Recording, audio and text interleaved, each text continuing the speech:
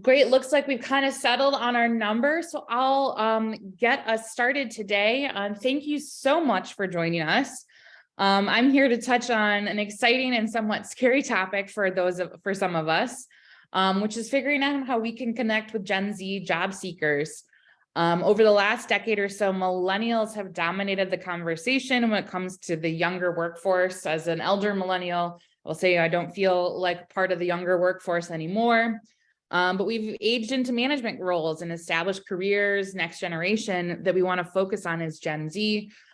They've grown up in a completely different way, and there's lots of nuances to how we can reach them as employers, as managers, as business owners, and we'll get started today. Some housekeeping items before I introduce myself and get going is if you have any questions, feel free to put them in the chat or the Q&A. I'll also save time at the end to answer any questions you may have. No topics off limits, and then you'll be able to follow up with Hierology, myself included, via email afterwards. But let's get going. So, technical difficulties. Nice to meet you. My name is Kristen Shantz. I am the VP of Growth Marketing here at Hierology. I have been here 5.5 years, which has been a great part of my career growth and experience. I do identify as an elder millennial, so early 80s birthday. And I can tell you as a manager of lots of Gen Z population, this is a topic near and dear to my heart. And it's something that we all need to get really familiar with, really passionate about, because there are lots of differences between the millennial generation, which is the majority of the workforce today, and the up and comers coming today. If you want, I'm happy to say I actually have a folder on my computer where I share, keep Gen Z terms, so I can keep up to snuff. And so I'm happy to share with those, some of those with you afterwards. But let's jump into it. So let's look at where we are when it comes to hiring in the auto space today. We've been saying this since 2021 at Hierology. If you've participated in our webinars before, this may sound like a broken record. It's tough, no doubt, and we're still feeling it. There are just more jobs available than there are people looking to fill them, especially for some of the really high skill roles like your technician roles. We don't think that that's ever going to change. A large factor behind this, of course, is the redefinition of what work is and what people we're seeing in general right now. People want more out of their careers, more flexibility, more pay, more fulfillment. And the pandemic, I thought we would never be done talking about it, we're still here, created an opportunity for people to shift gears and pursue different opportunities that they might not have before. This has had a huge impact on industries like retail, automotive. In fact, one of our studies in 2022 found that from our partner at Enos & Co. found that the automotive sector is predicted to face a global shortage of 2.3 million skilled workers by 2025, which weirdly enough is not that far away, and 4.3 million by 2030. So we really are going to be having the cards stacked against us when it comes to filling those critical profit-driving roles, such as your auto technicians, your sales individuals, and your BDC department. One opportunity that I see today for dealerships to win, despite the odds, is focusing on the younger generation in the workforce, also known as Gen Z. I've been in Hierology for 5 years. I've been in retail automotive for almost 12 now. And this is something that we really need to crack the code on if we really want to combat those challenges coming towards us in 2025 and 2030. The Generation Z have vastly different life experiences and thus expectations when it comes to work than older generations, even millennials. I am so blown away when I talk to that generation of who we work with at Hierology, how different things can be. And understanding these folks can give us a glimpse into what we can do to redefine our jobs and our processes in order to attract more talent, fill open roles, and drive business outcomes, and most importantly, profitability at your dealership. So why is Gen Z so important to understand? Well, they're entering the workforce in record numbers, replacing baby boomers who are retiring in droves. In fact, in the next several years, these folks are expected to make up more than 1/4 of the workforce. So there's a real opportunity for employers looking to fill their open roles with folks who are going to stick around longer term and make a big impact. Said differently, if you think about the previous slide where I talked about the shortage that we're going to face being in the millions in retail automotive, can we afford to not understand this generation when they're going to be over a quarter of the workforce? That's basically cutting yourself off from 1/4 of the population of applicants on top of a facing shortage that we're already going to be combating in skilled labor, particularly in retail automotive. So who is Gen Z? What is this generation? Anyone born between 1997 and 2012. So in other words, around 26 and under. While it's easy to want to compare these folks to millennials, there's such a difference between how they were raised, how they grew up, what they faced in their time than the millennial generation that you employ, work with, talk to, or even might be a part of today. Millennials are deep in their careers and are so much more adjusted to the processes and status quo set by their older counterparts. As an elder millennial, you have many people who are in that 18 to 25 years of their career already. They've experienced different careers, experienced different jobs, been in different industries, and have gone through a lot more. We're also more adjusted to the status quo as we remember a time before the internet. I remember when I first got my AIM password and things of that nature. We've also experienced the workforce before the pandemic hit. If you think about Generation Z, not so much, 26 and under.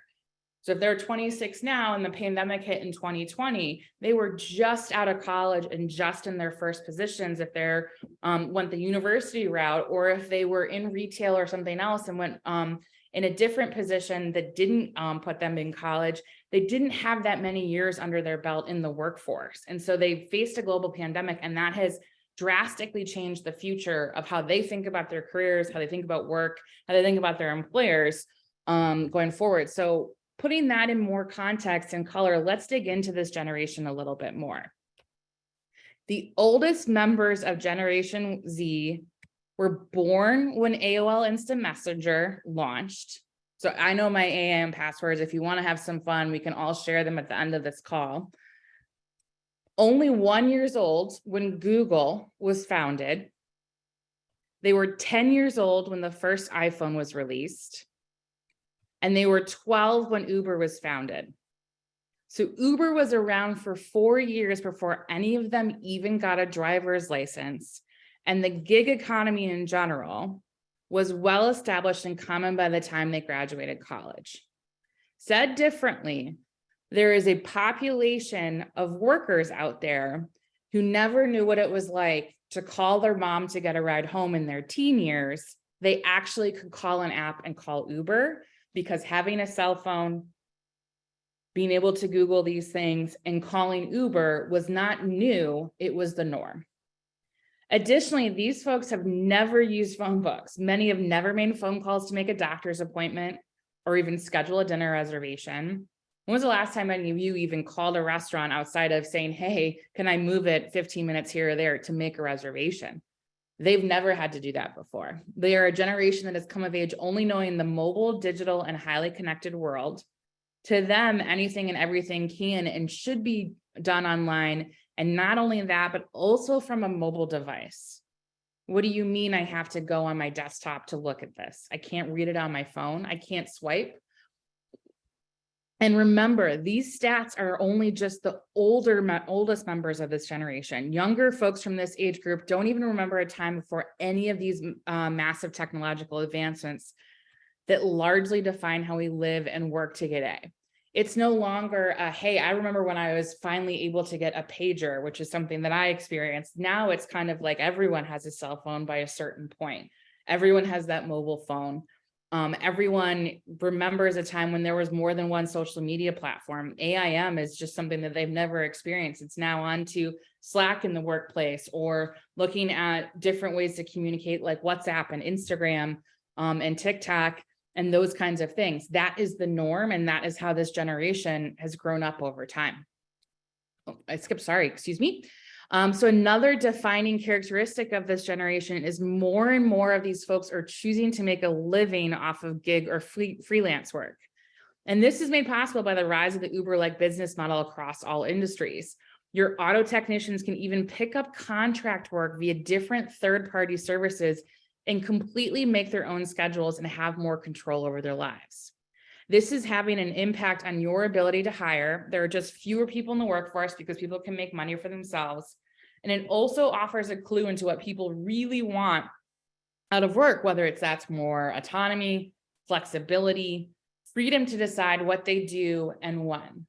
And so some people may just think, hey, this is just people don't want to work anymore. How many headlines have we seen? How many people have we seen on news media talking about that? And this is a generation that will tell you, hey, it's not that we don't want to work. It's that I want work to fit my life. And I can find through gig economy work now different jobs to make the amount of pay to support the lifestyle I want. So if I can live off of a lifestyle that only costs me $75,000 a year, for example, and I can pick up 30 grand of that from driving Uber, 20 grand from delivering it via DoorDash, and then pick up freelance technician work, that's a good living for me. And I see nothing wrong with that. No longer is it that, hey, I want an illustrious career and I'm planning for a career, advancement and or retirement. They can make work for them, and they can find ways to piece that together in the gig economy. Like I mentioned before, data suggests that this trend is largely led by Gen Z, but in fact, half of Gen Z folks in the workforce participated in freelance work on some levels in 2020. I think, of course, part of this stems from the pandemic, which as I mentioned, is really shaping this generation's perception of work forever. Think about, everyone can remember their first job. I can remember my first job in high school, which was selling soccer shoes and cleats and lacrosse sticks at a retail store, to my first job out of college as a nonprofit event coordinator. You can remember those positions and how they shaped you in the future. Think about this generation. What's shaping work for them is a global pandemic that we had never experienced before. But there's also this idea that younger generation is just inherently more entrepreneurial. They're less likely to be interested in being tied to a company's rigid scheduling, and instead they want to carve out their own paths. Thinking about before, I can put together the work that I want. Additionally, they're seeing members of their generation go on apps like TikTok or invent different businesses earlier and make the money that they want to make and live an aspirational life. So in addition to being digitally native and having this entrepreneurial drive to work on their own terms, Gen Z is also defined by a number of other factors. One of the most significant being that the vast majority of these folks have never held a job in a pre-pandemic setting. The oldest of these folks graduated college in 2018, 2019. Some of them have a free pre-March 2020 years under their belt, but most of them do not.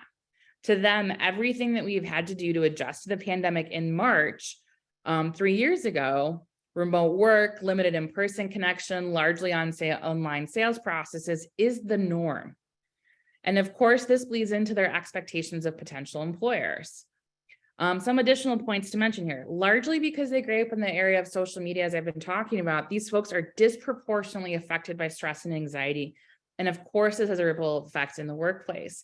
If you feel not only like you, because of the pandemic, but generationally, you're having to over-index on supporting stress and anxiety, that isn't going anywhere. That is just an expected norm now as this generation becomes part of the workforce. They're less loyal and change jobs more often than their older counterparts. That is a hard thing for some of us to grasp. I will be at Hierology as long as they'll have me. This is not always the norm when you talk to Generation Z. They're more racially diverse. In fact, 1 in 4 Gen Zers is Hispanic, compared then to just 4% of Boomers and 12% of Gen X. Thus, they have higher standards for diversity, equity, and inclusion efforts from their employer, and this should be expected. There are so many studies out there that I can point to, whether it be done by Hierology, Automotive News, or other partners of ours, or even just from the United States Department of Labor Statistics, that having a more diverse workforce is beneficial to the economy. It makes you that much more successful. So they have that expectation now, not only because they're a member of that diversity population, but also that they know that it has that kind of output. And they've been named the first real global generation. which means that they're the first generation that can really access any information and connect with folks from anywhere in the world with one click of a button.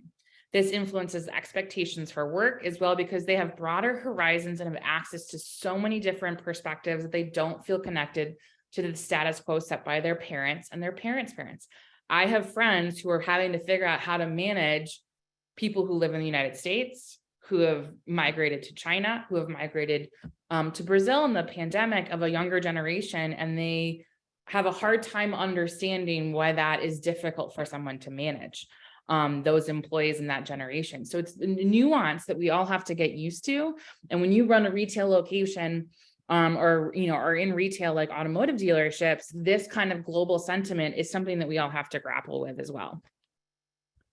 So, okay, we know that these folks are digitally savvy, they're entrepreneurial in nature, and they're very strongly interested in making work for them on their own terms. Some of you may be saying, Kristen, how is that much different than millennials? And on the surface, this seems like a difficult generation to convince to come join your payroll, but we've done it before. But the good news is that there are things you can do to adjust your jobs, processes, and so forth to make your company more attractive to this group of people. So let's dig in about how to change how you think to reach this next generation of the workforce and open yourselves up to 27% of the future workers. The key to attracting job seekers of any generation is retailing your jobs much like you would products. Some of you who've worked with Hierology for a long time have heard Adam say this, heard me say this, heard others say this, that retailing your jobs like their products is just super important. And it's step one. It's no longer just, hey, this is advice from us. It's table stakes now in any kind of recruiting effort. You need to sell your organization and your job to job seekers like you were a product. You were so good at retailing vehicles, whether they be the used market, which has taken off in the last few years, or new vehicles that you're getting from your OEMs. You need to sell what makes you a better than competitors down the street and better than working for themselves. How can you tee yourselves up and create a product that they want to buy, a job that they want to apply for, in other words? So think about the definition of a product. Your job is really no different. It's something that you build and refine that meets a certain need for a specific group of buyers. Let's look at this car, for example, and it's intentionally generic and intentionally not super sexy car that's on market, because we don't want anyone to think that we're picking favorites. But the need that we're meeting here, though, on the simplest form, is a mode of transportation. But all makes and models offer some sort of differentiation. It is what you talk about in your dealerships every day, whether it's gas mileage, safety features, or other built-in amenities, such as how the GPS looks, what kind of interior, what does the AC system look like, third row, second row, bucket seats, all those kinds of things. Maybe it's that the vehicle is more affordable, but less flashy. Whatever it is, you're finding a way to stand out and sell your vehicle as an option, as a better purchase for the car at the dealership down the street. So you look for ways to compete based on the consumer's needs and what you're able to offer. And if we can't change what the consumer wants, how do we then think about the product, think about the things that we're advertising to make them pick that vehicle? So when it comes to jobs, you have to start with the buyer need. Of course, the buyer for today's discussion is the Gen Z job seeker. The very basic need for a job is to work in exchange for a paycheck. I do some work, you give me pay that matches the market need. But there are so many other factors folks look for in a job these days. People do not make decisions about work solely based on pay. They're much more nuanced than that and have a wide range of benefits that they look for in work just beyond pay today. And as we discussed, Gen Zs are pretty different than the older generation. So when we asked respondents in our most recent applicant survey, what would motivate them to take a lower paying job over a higher paying offer, unsurprisingly, Gen Z respondents were more likely than other counterparts to list flexibility, and fulfilling work, given what this generation knows about work in a pre-pandemic setting, it should go without saying that they have higher expectations for flexibility than Gen X or baby boomers or even millennials to a degree. 50% of Gen Z would take a lower paying job for greater flexibility compared to only 39% of Gen X and 32% of baby boomers. Saying this differently or putting yourself in the shoes, I will accept a lower paycheck if I believe my work is more flexible on how work fits my lifestyle. I will sacrifice pay for that. At the same time, fulfilling work. This generation is more likely than all other generations, but especially Gen X and baby boomers, to take a lower paying job in exchange for more fulfilling work. If you think about everything else that also happened during the pandemic, in addition to changing how we live and flexibility and working from home or how we spent time at home and family, there's also a lot of social unrest and things that happen there. And so they're looking for fulfilling work to meet the needs of those kinds of norms. And so we need to really look at, hey, it's no longer this, what you hear in the headlines of people don't want to work and pay has gotten crazy due to inflation.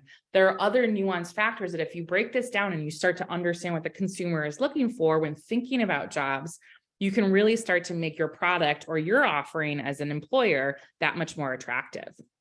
And another couple of standout stats here is that they point to culture and mental health support. This generation is 4 times as likely as baby boomers and twice as likely as Gen X to take a lower paying job in exchange for mental health support, and significantly more likely to do the same in exchange for better culture. So let's take a look at these, each of these pieces in more detail. Let's start with the concept of flexibility, because too often employers believe flexible means remote work and that people don't just want to work in person anymore.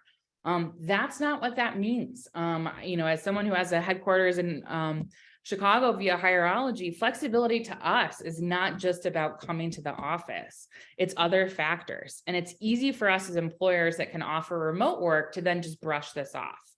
But we need to take a look at some of these quotes from the Gen Z respondents in our survey. This is specific to those who responded. People have a much broader definition of flexibility than one might think. For the most part, people aren't asking to just work from home, although many people do want that option. And if it's something you should offer, if you can, if you have a BDC department, I'm going to ask you point blank to your face, and I'll do it on the webinar, why you don't let them work from home. If you give them a phone line and you give them a computer and you give them a target of how many leads they need to convert to appointments or vehicle drive-throughs or anything related to, off warranty pay or repair orders, et cetera. If they can do that from anywhere, and why not let them do it from home? You could open yourselves up to really get a good, solid BDC department and introduce them to an amazing career that a lot of people can have at car dealerships. So let me read a couple of these quotes here to really give you this perspective.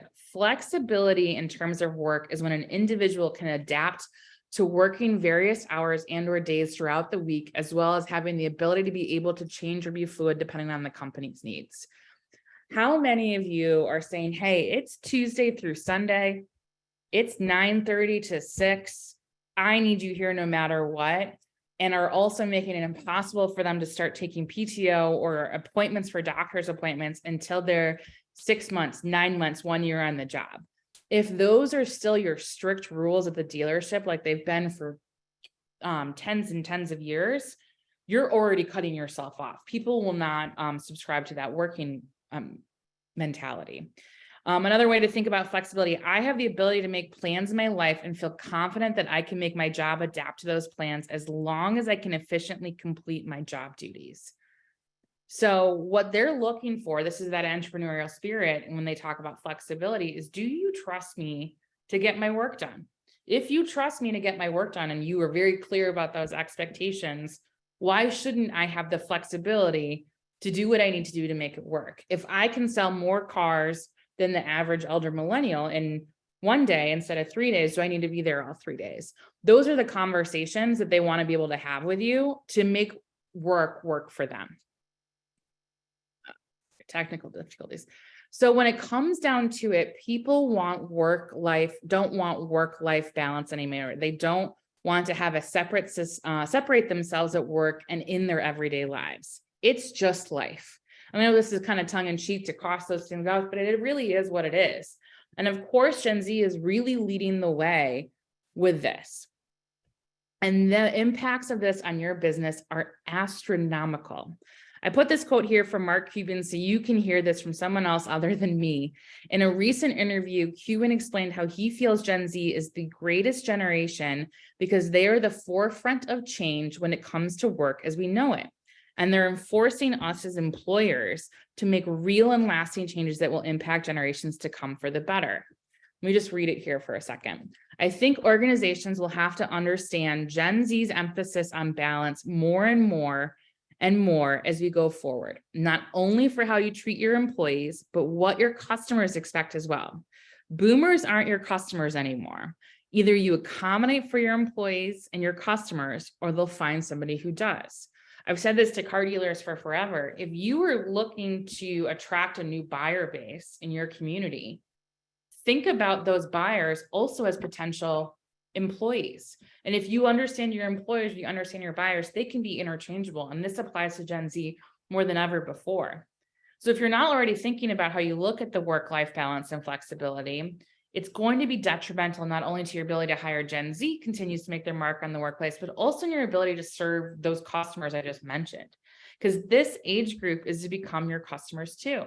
They're going to look at businesses holistically and not only for, but also buy from dealerships that meet them where they are and what they're looking for. I have heard stories of people not choosing to buy products or go to restaurants or have that kind of experience due to their employee value proposition. You need to think about these things as a holistic part of your brand. So let's look at fulfilling work, which is another piece that people are willing to sacrifice pay in this generation for. You might be asking yourself, okay, how do I make something like fixing cars all day sound fulfilling? Well, again, you need to think bigger. Let me give you an example. In 1962, which, Gen Z wasn't even a twinkle in anyone's eye at this point, JFK visited the NASA facilities. He encountered a janitor and asked what his role was at NASA. Rather than saying, I clean the facilities or the toilets or whatever you want to say, he said, I'm helping put a man on the moon. This is the mentality you need to instill your entire team. You need to show that everyone is working towards their core mission, core values rather than completing individual tasks on an island. Everyone is, no matter who they are, is contributing to a larger company goal. Of course, the way to do this is by having a clearly defined mission and set of values that everyone buys into and can clearly see how their role contributes to that. For example, here at Hierology, we talk about how important it is to build great teams. I wake up every morning getting to have the distinct pleasure of helping businesses like yours build great teams. Helping dealerships build great teams pays back to the economy, and that is something to be proud of. And so that's what I think about when I think about fulfilling work. And that fulfilling work blends over into culture. So let's talk a little bit about culture. This is a tough one because so many of it can mean so many different things, and it can be really difficult just to create a certain culture within your organization. Building culture takes time, and it's really something that you can't necessarily just create on your own. Here's some quotes from some Gen Z respondents on what culture means to them. You'll see a lot of talk about respect, communication, trust. I would define a great company culture as a team who works well together, is able to settle conflict, encourages one another. All individuals are trustworthy and have drive towards the same common goal. Another way to think about culture is diversity, successful collaboration, transparent communication, fun environment, trust, and flexibility. Now, what's important about culture, and I'm just going to talk about this a little bit more, is I do think car dealerships actually have wonderful cultures. I know so many people after so many years in this space where people have grown their careers and found a family and really built that at a dealership. Some of what happens to culture is just being able to communicate it and talk about it and advertise it to prospective employees. So we'll talk about some common threads related to this. If those common points are trust, communication, and respect, you need to talk about your company values. It's critical that you define what you want your culture to look like, and that everything you do needs to tie back to these values. So anyone you hire, how you train your managers, how you define policies, and all guided by those values. This is the best way you can have them trickle behaviors of trust, respect, etc. from the top down. I'll give you an example here at Hierology. One of our core values is no assholes. It's a favorite of a lot of our customers. And we bring this into almost everything that we do, from how we score interviews. So I've interviewed countless people over my time here. And so talking about, do they subscribe to that, giving performance reviews, and enacting any sort of policy within the office or at company events. We hire people who aren't assholes, and we make sure that everyone behaves in that way once they're integrated into the workplace. And then this is a direct impact on the culture. It results in respect, trust, support, all of the factors that play into what we're trying to build as a business. You need to define those core values or those company values, but then you also need to make sure that they exist and are communicated. So given what we know about the racial makeup of Gen Z being more diverse than any other generation before, as well as their standards for a better status quo when it comes to diversity, equity, inclusion, policies that increase diversity, promote equity, and challenge exclusionary behavior are critical. Not only does a solid DEI policy help you attract younger workers and help you deliver better business outcomes, but it also just the right thing to do to contribute to a more just society today. So you should take some time to redefine your hiring processes. Think about where you are, where you're sourcing your candidates. Are you making sure you're getting the widest net possible to reach populations and racial groups that you haven't reached before? And are you making sure that you're removing teams' implicit biases? How can you hire the best person for the job regardless of anything? Identify equity gaps amongst your different groups internally and how you can close those gaps, and facilitate processes that allow you to gather diverse perspectives and challenge exclusionary behavior. Be sure to document all of this, what you're doing in standard DEI statement. And most importantly, be sure to stick to your work. Nothing will frustrate this generation more than empty promises, is something, especially something as critical as this. And to kind of connect us even more back to what I was talking about, which is that your consumers are your potential employees and vice versa. Having a more diverse workforce can also help you create a more diverse buying population, which only increases the size of that buying population. So there is no downside to making DEI a priority in your business outside, in addition to it just being the right thing to do today. And finally, I wanted to touch on mental health support. While there is still a stigma around mental health, I think we still struggle to figure out how to talk about it in the right way. It's starting to reduce quite a bit in recent years. And I think that's largely due to Generation Z. This generation has been more in tune with their mental health and more vocal about it than any other generation before them, which again, I think is because their mental health has been affected by technology in ways that ours just never has. It's just been how they've been raised. So as an employer, you have to meet them where they are with this. This means building mental health support into your policies from your insurance coverage. I can't tell you how different generations are, and that even talking about going to therapy is a normal thing. I don't think that that's older generations talked about it as much.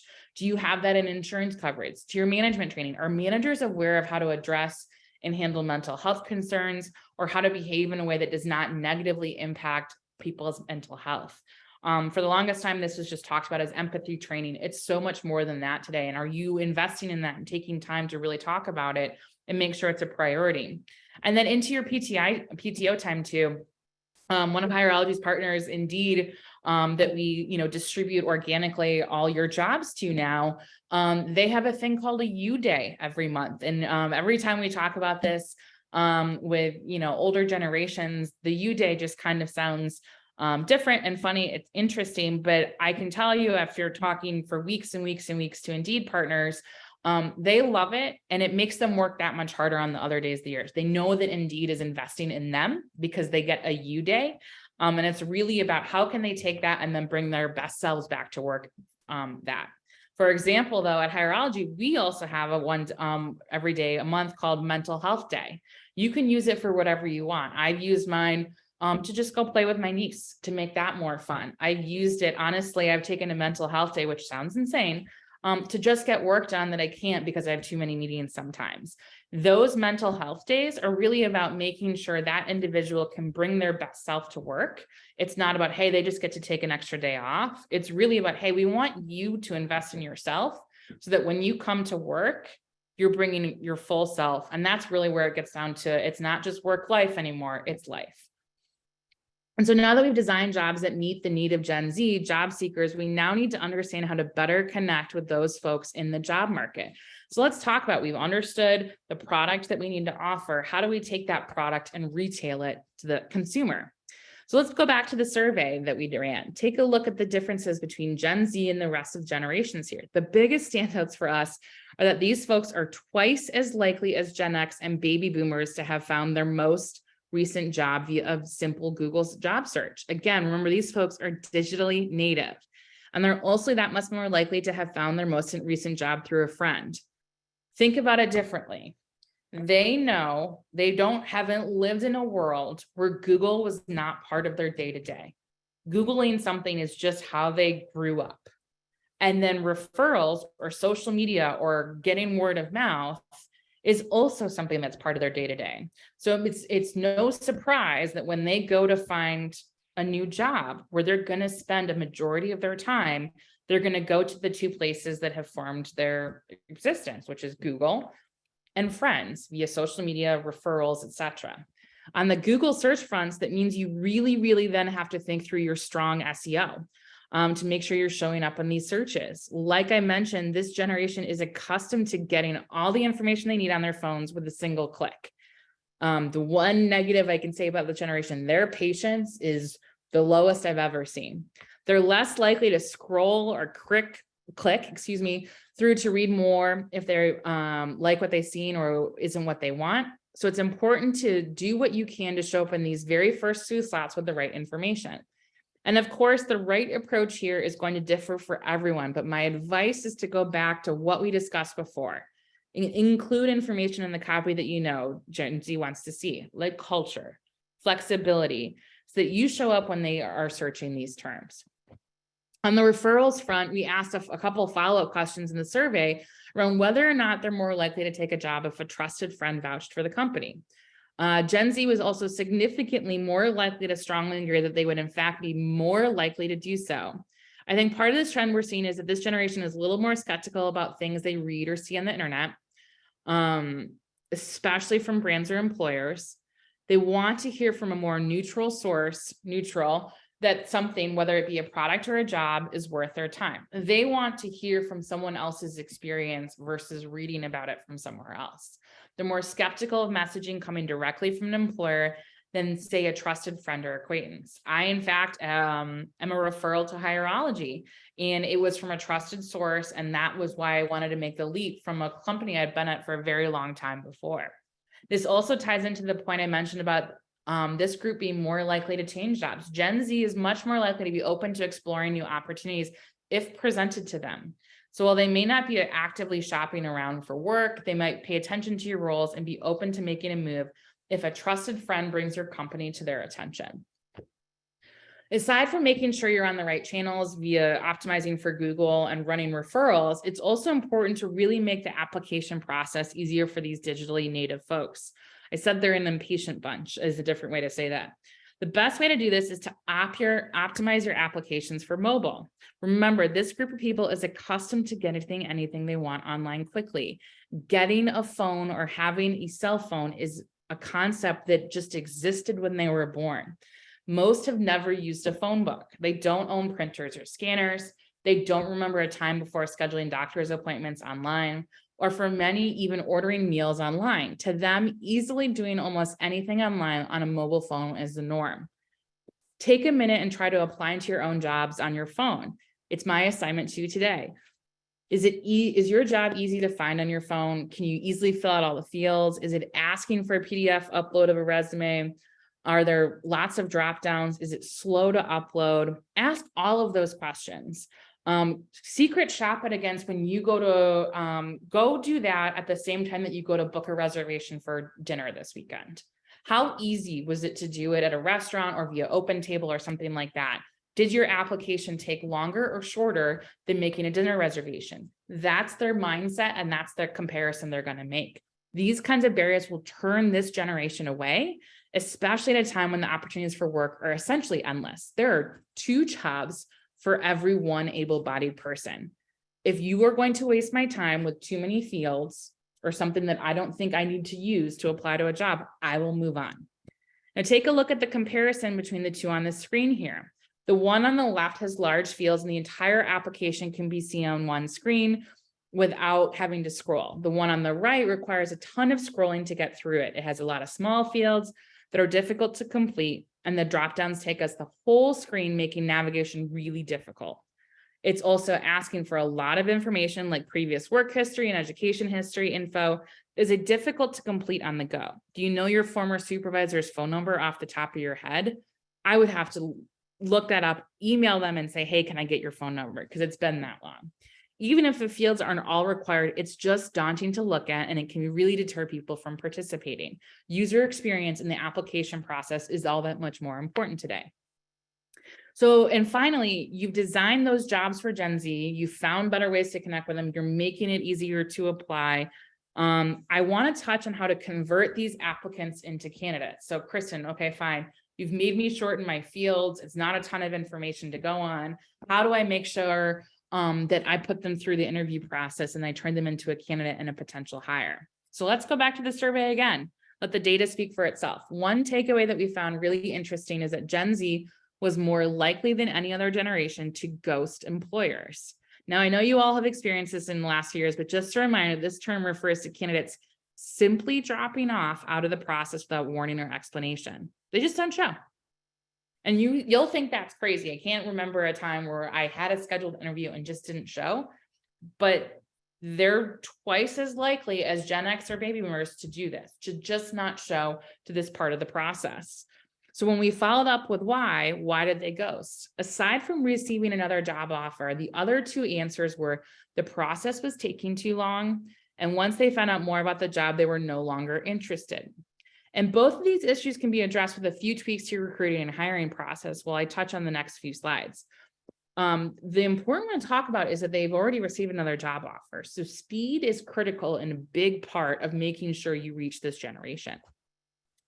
The first is, let's talk about writing better job descriptions. This is how you're going to address the issue of Gen Z job seekers feeling frustrated because later on they realize the job they applied to doesn't meet their needs. This goes back to my analogy earlier. You need to sell your jobs like products. You would never promote a car with very basic and and bland descriptions like used car, works okay, had an oil change. So why would you do the same for your jobs? So look at the description. Put yourself in the shoes of the job seeker. Would you apply to this job? Performing light service work. Not very compelling, right? Have to buy your own tools. No added info about the benefits or what it's like to working for this particular business. It's not doing anything at all to sell the product or convey to the job seeker that the company might actually be able to meet their needs of things they like culture or flexibility. Think about what you offer. Hey, we offer uniform programs. Invest in your education. We're going to buy you your tools. We're going to set you up for a career. We give you days. We help you make sure that you're taking care of your family if necessary. All of those different kinds of things.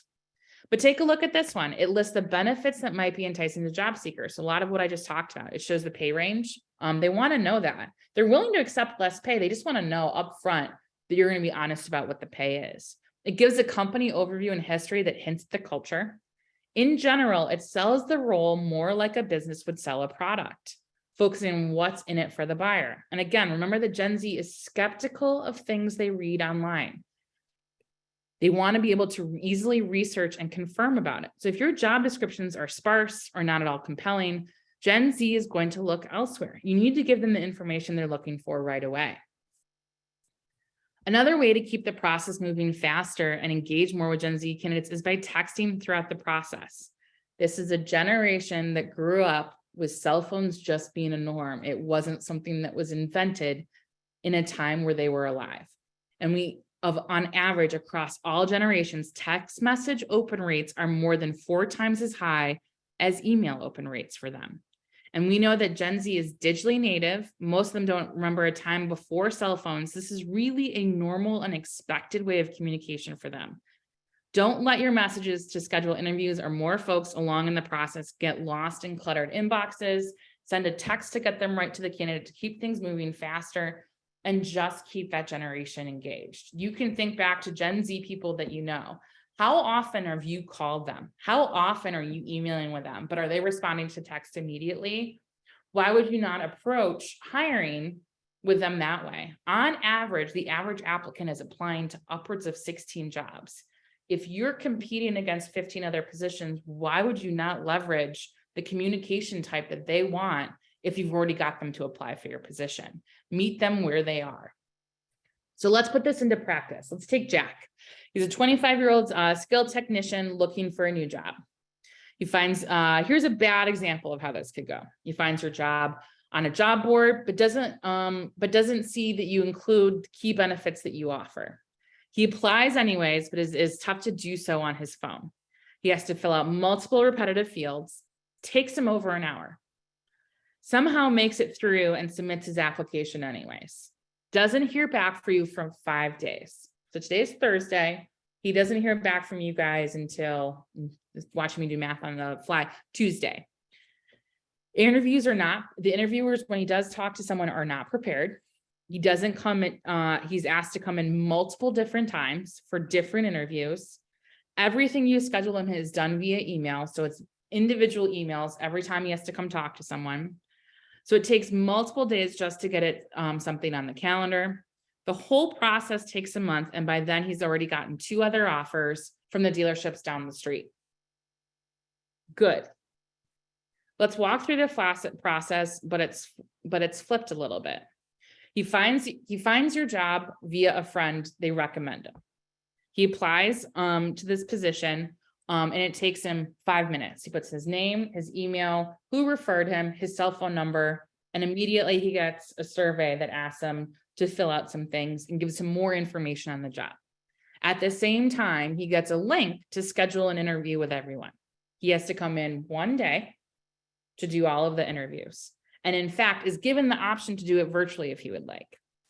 When he gets there, every interview welcomes him, knows who he is taking notes and talking about his experience that he took the time to put in there.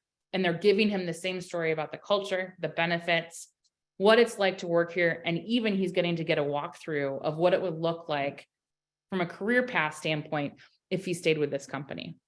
In addition, they give him the option to join them at a cultural barbecue to understand what it's like to work at this business. Which process, as a candidate, would you, regardless of generation, rather go through? It's a rhetorical question, but you can vote in. These are the kinds of things we need to look at. To summarize, though, let's talk about it, and then I'll open it to some questions. By the end of 2022, Gen Z is going to make up 27% of the workforce, more than 1/4. Gen Z workers have substantially different life and work experiences than all of the other generations. They are truly the first post-pandemic workforce. Recruiting and hiring them requires you to redesign your jobs and make sure that you're fulfilling your promises here. If you're promising flexibility and fulfilling work, you better be delivering on it. Empty promises will not fly with this generation. This is how you keep turnover low, and you will fuel your referral programs. Happy employees refer their friends. Connect with Gen Z on their own terms, meet them on the channels and devices that they prefer, give them the processes they want, make it fast and easy, adhere to what they expect, because if you don't, someone else will. And then create a faster and more engaging hiring process. And of course, this is made easier with seamless systems that talk to each other, as opposed to relying on clunky tools or keeping it in an email, et cetera, around processes. Build it all around the needs of the candidate. Better understand Gen Z and go from there. And so with that, we've got about 10 minutes left, but I also know everyone is super busy. So if you have any questions, feel free to put them in the chat or the Q&A. And I'll keep my eye out for that. But I hope you enjoyed it and hope you'll be able to get after this next generation that we'll be facing. Give it a minute here. Great. Doesn't look like any questions. If you do have any, you can always email us at info@hierology.com. I'm always happy to share information, give you more of this research that exists. There's so many more questions that we asked of all generations in the auto space and other verticals as well. But thank you for your time and enjoy the rest of your day, and good luck selling this weekend. Have a great one.